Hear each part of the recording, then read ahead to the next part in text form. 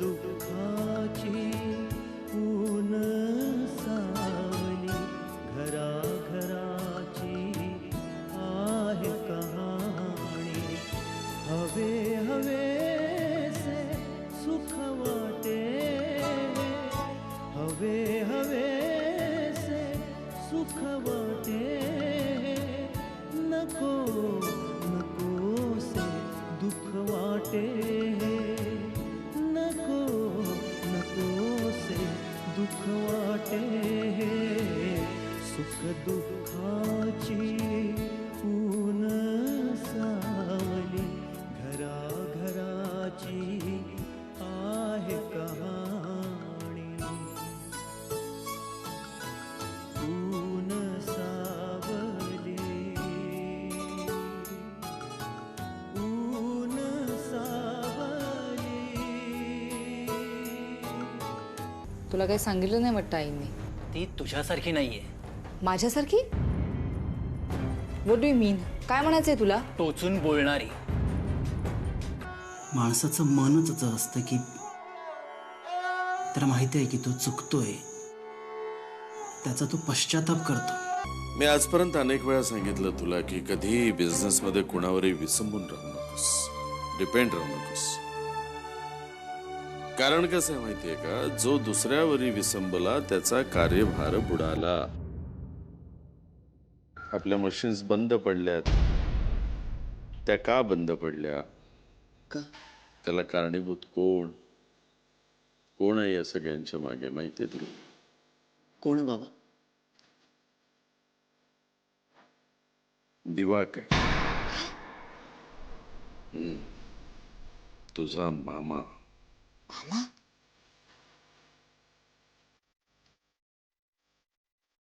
बेटा, दिवाकरनी काही माणसं हाताशी पकडून कामगारांना पितवलं. बरेच वेळेला कामगारांकडनं संप करून आणला. बीजिंगच्या त्या एका कंपनीकडनं त्यांनी जे सगळ्या मशीन्स मागवल्या ज्या आपण आपल्या फॅक्टरीमध्ये इन्स्टॉल केलेल्या आहेत त्याच्यापैकी बऱ्याचशा मशीन्स या सी ग्रेडच्या आहेत.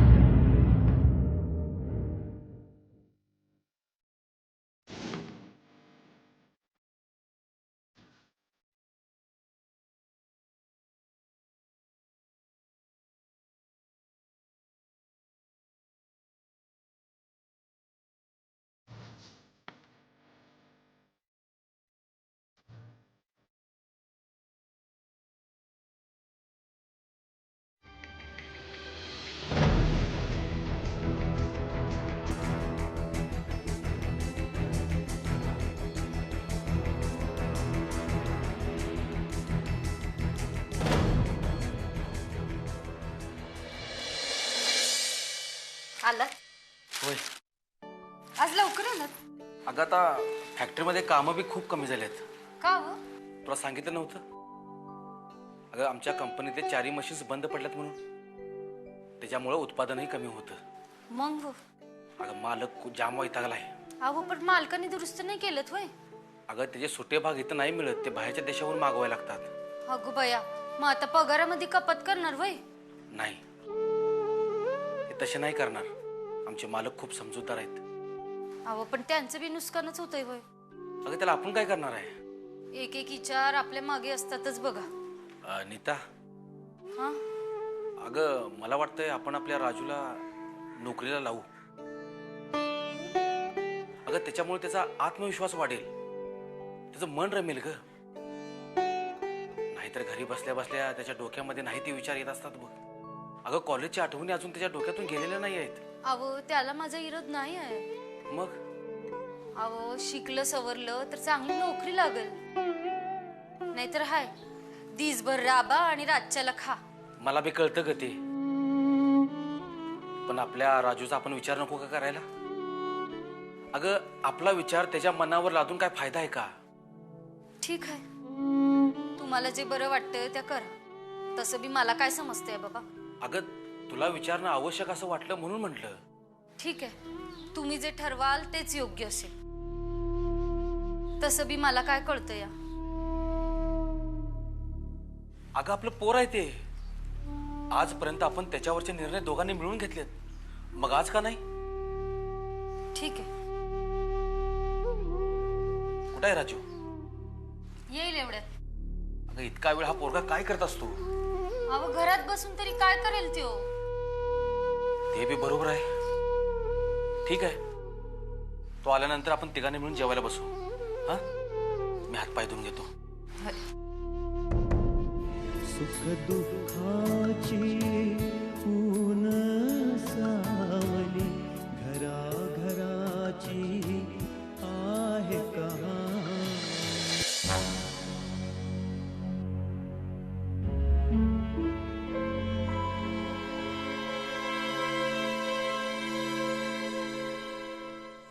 शेट, मामाने फोन ऑफ करून ठेवलाय. बाबा म्हणतात ना तेच बरोबर आहे. विश्वासच ठेवायला नको होता या माणसावरती. स्वतः राबलो असतो ना तर बरं झालं असतं. नाही, मी स्वतःच जायला पाहिजे होतं बीजिंगला. म्हणजे हा प्रॉब्लेमच आला नसता. MBA केलं, MBA. काय उपयोग आहे MBAचा? मूर्ख ठरलोय मी. बाबांच्या नजरेत मूर्ख ठरलो.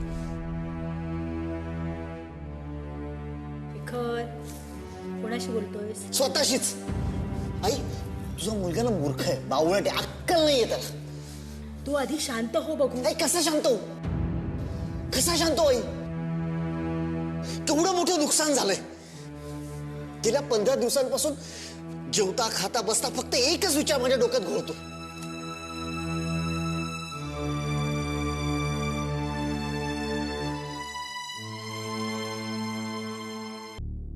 तू आधी हळू बोल आणि शांत हो. मला सांग, जे काही झालंय त्यातून आपण मार्ग काढायचा का त्या प्रॉब्लेम भोवतीच फिरत राहायचं? असं विचलित होऊन नाही चालायचं शेखर. आई अगं पण मामा असं का वागला? हे बघ, जे काही नुकसान होणार असेल ना ते कधीही कुठेही होणारच. हा, त्याला माणूस निमित्त ठरतो. आता तू व्यवसायात लक्ष दिलं नाहीस म्हणून नुकसान झालं तुझ्यामुळे, किंवा मामाने भ्रष्टाचार केला म्हणून नुकसान झालं मामामुळे. दोष मामाचा नाहीये ग, दोष माझाच आहे. तू आधी शांत हो आणि गैरसमज मनातला दूर कर. हे बघ, मी काय म्हणते, तू विद्याला घरी का घेऊन येत नाही? काय आहे, बाबा सारखे विचारत होते, विद्या कधी येणार, विद्या कधी येणार. त्यांचं BP पण खूप हाय झालंय रे.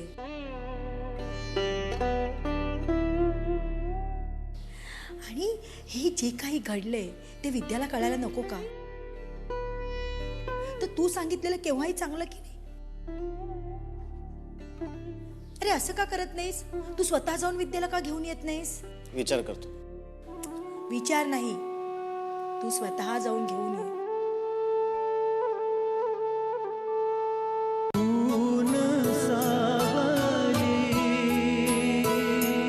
स्वतःसाठी नाही तर निदान बाबांसाठी तरी विद्याला घेऊन ये. काय आहे शेखर, आपलं माणूस जवळपास जरी असलं ना तरी अर्धा अधिक आजार पळून जातो बघ.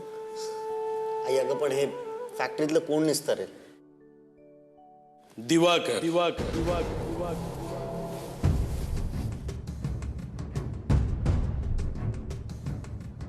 बाबा काय बोलताय तुम्ही? अगदी खरं तेच बोलतोय बेटा. हो पण तुम्ही खाली का आला? तुम्हाला आराम. एक मिनिट, जरा मला ह्याच्याशी बोलू देतेस का? अगं, ज्या बापाचा मुलगा इतका अस्वस्थ असेल, इतका टेन्शन मध्ये असेल, त्या मुलाचा बाप आपल्या बेडरूम मध्ये आपल्या बेडवर निश्चित पडू शकेल?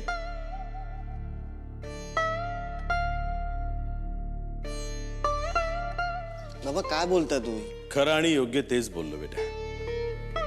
एक लक्षात घे शेखर, आपल्या फॅक्टरीमध्ये निर्माण झालेला प्रॉब्लेम हा फक्त आणि फक्त दिवाकरच सॉल्व्ह करू शकतो. हो पण एक मिनिट प्लीज, जरा मला शेखरशी बोलू देशील का? अगदी जरा बोलणार आहे मी, काळजी करू नकोस.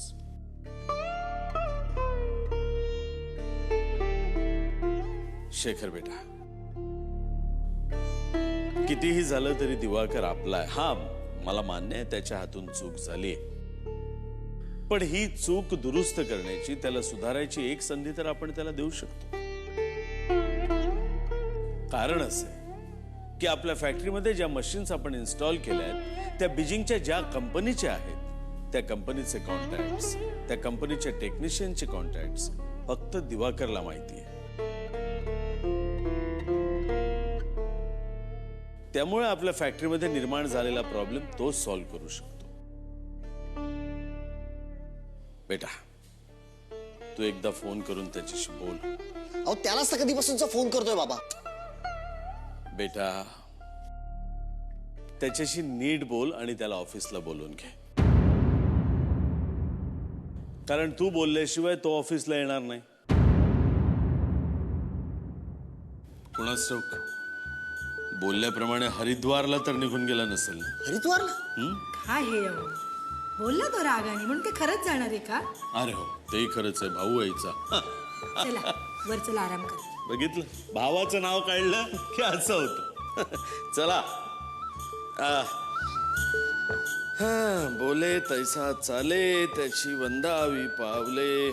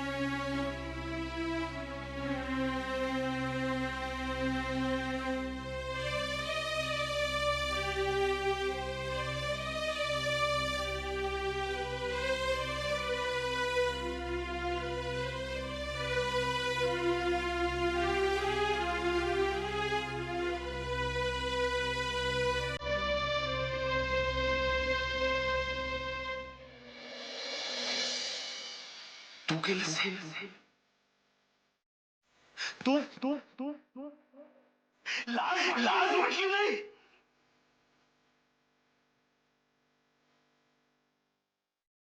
माझ्याशी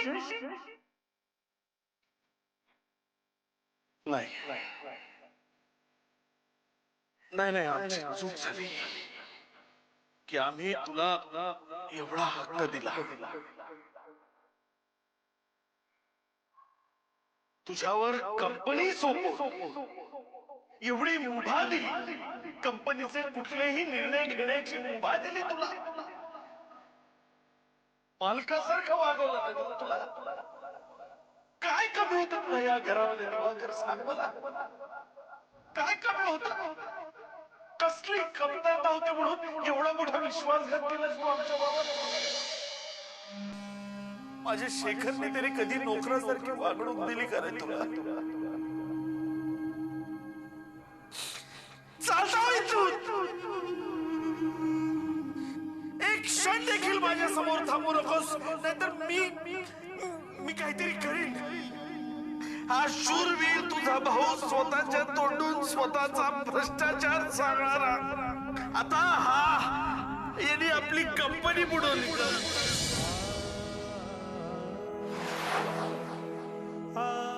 ऊन सावली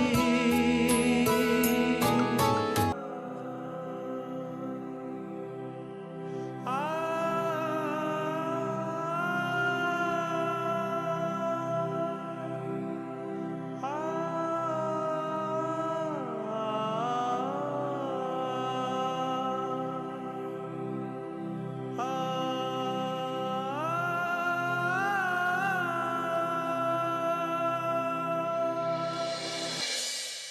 माझ्या बोलण्याचा भाऊजींवर एवढा परिणाम होईल असं वाटलं नव्हतं.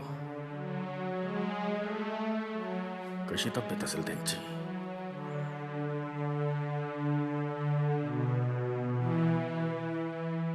फोन करून कोणाला विचारणंही करता येत नाही. पण त्यांना सगळं खरं सांगून एका अर्थी मी योग्यच केलं, नाहीतर. आता कसला विचार करताय बाबा? कुठे काय? कशी आहे भाऊजींची तब्येत? कशी असणार? खूप त्रास झालाय त्यांना. तुमच्या बोलण्याचा तर धसकाच बसलाय त्यांना. उगाच बोललात हो त्यांना एवढं. नको बोलायला होतं. अहो, आणखी काही दिवस गप्प राहिला असता तर काय बिघडलं असतं? काय बिघडलं असतं हे तुला चांगलं ठाऊक आहे. हा प्रश्न तू मला विचारतोस? भोसलेंना हे प्रकरण कळलं तर आपलं काय, अशी भीती वाटायची तुला? आणि मी भाऊजींना सत्य काय ते बोललो. आता त्यांची सहन करायची शक्ती नाही, त्याला मी काय करणार? वा, छान, उत्तम. अहो, तुमच्या या बोलण्याने त्यांचं बीपी वाढलंय. आणि त्यांच्या बीपी वाढण्याला कारणीभूत मी आहे? तर काय? मला नाही मान्य ते. का? का मान्य नाही? मला नाही मान्य, बस. मला एक कळत नाही, आपण ह्या विषयावर काय चर्चा करतोय? किती निर्दयपणे बोलू शकता हो तुम्ही. अहो बाबा, अहो, आपल्या चुकीमुळे, आपल्या वागण्यामुळे, आपल्या बोलण्यामुळे एका माणसाला बीपीचा त्रास सुरू झालाय. बस पुरे. बीपीचा त्रास गेल्या 12 वर्षापासून आहे त्यांना. हो बाबा, पण प्रकाश, मी तुझ्या भविष्यासाठी, तुला वाचवण्यासाठी भाऊजींना सगळं काही सांगितलं. माझं काय आहे रे, फार फार तर 5-7 वर्ष जगेन मी. ते कोणी सांगावं? बाबा, प्रकाश, जे सत्य आहे ते बोलतोय. मृत्यू हा अटळ आहे. Death is certain to all. All must आहे. मुळात माणूस येतो जाण्यासाठी. किती भयंकर बोलताय बाबा तुम्ही. It's horrible. हॉरिबल नाही, प्रॅक्टिकल. अरे, जे अटळ आहे ते बोलायला काय हरकत आहे? आपल्याजवळ या विषयाव्यतिरिक्त दुसरा विषय नाहीये का बोलायला? कसं आहे प्रकाश, मृत्यू हा शब्द तुला बोलायला, ऐकायला आवडत नाही. मुळात तू घाबरतोस. पण मी माझ्या डोळ्यांनी मृत्यू पाहिला, तुझ्या आईचा.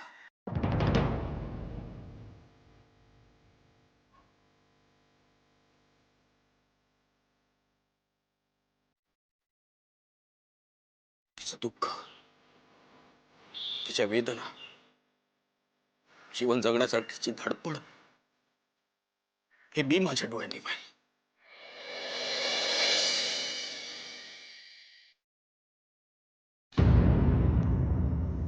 खरं म्हणजे तिच्याकडे बघितल्यावर असं वाटायचं की नाही, तिला त्रासातून मोकळं करावं कायमच. संपून टाकाव्या तिच्या सगळ्या वेदना. पण असाही होतो रे मी.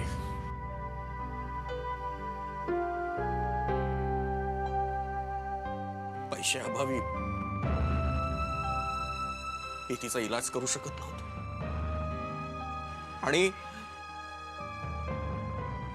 तिचा जीव घ्यायची हिंमतही माझ्यात नव्हती. बाबा, खरं बोलतोय प्रकाश. मी 5-7 वर्ष जगेन असं म्हटल्यावर तुझी रिॲक्शन काय होती?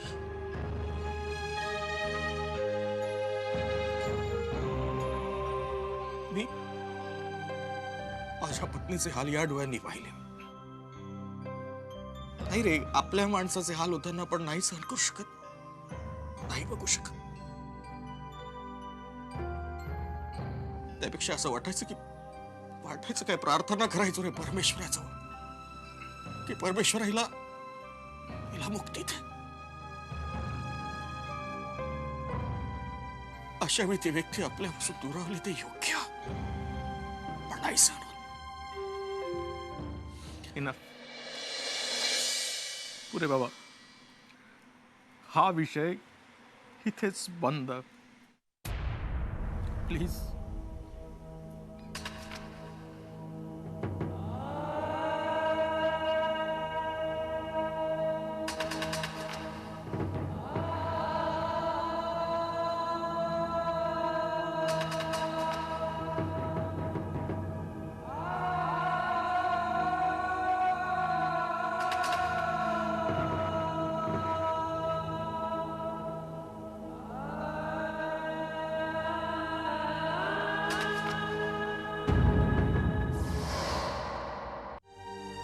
फोन केला शेखरला तू? नाही. का? काही उपयोग नाहीये. म्हणजे असं का म्हणतेस तू? अगं नवरा आहे तुझा तो. मी ह्याच्यासाठी फोन केला होता की मी तिकडे येतो. हे बघा, माझा ऐका, आज रजा टाका आणि आपण विद्यासोबतच भेटायला जाऊया. अगं पण असं आयत्या वेळी कशी रजा घेता येईल? काय हो, त्यांना बरं नाहीये, त्यांचा BP वाढलाय आणि तुम्ही ऑफिसचं काय घेऊन बसलाय?